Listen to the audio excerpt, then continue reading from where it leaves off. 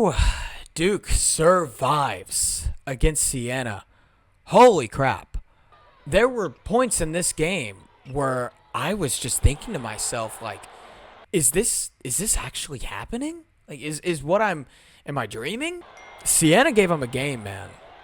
And, Siena played that 2-3 zone, and Duke just had no idea what to do.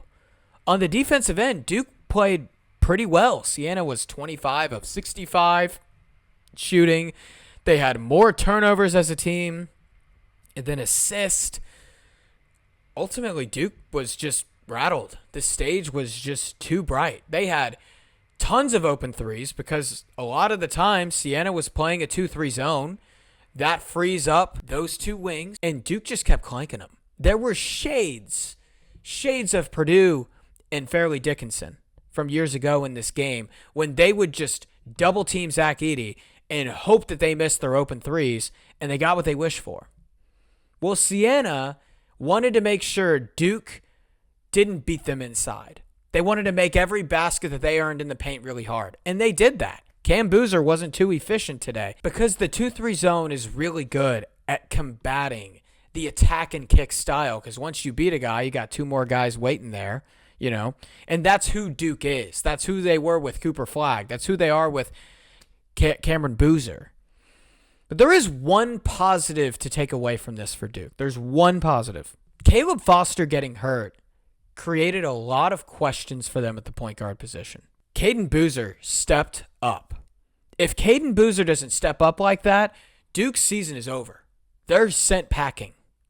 19 points, and here's a really intriguing one. 5 assists, 0 turnovers. And every time that guy got the ball, you were flying up the floor. So for him to be able to do that and not turn the ball over, from a freshman, he just has a feel for the game that you can see is rare. His IQ is so solid. So that was the question. I had Duke winning the national title. I was sure as heck to pick them to win the whole thing. And then Caleb Foster gets hurt, and I grew uncertain. I picked Arizona as a result. You're starting a freshman point guard in March. But this lets me know that Caden Boozer can play in the brightest of stages. That's what this confirms to me. The mental hurdle didn't affect him like it clearly did a bunch of other guys in Duke. And I'm going to end this video by saying this.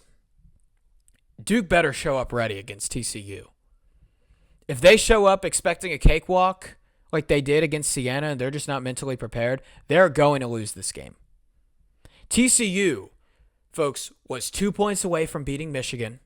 They've beaten Florida. They've beaten Houston. They've beaten Kansas. They've beaten Iowa State, Wisconsin, and Texas Tech.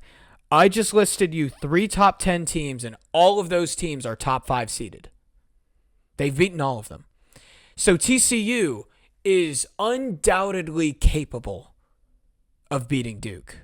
Don't be fooled by the brands and the resumes. TCU is capable of beating Duke on Saturday.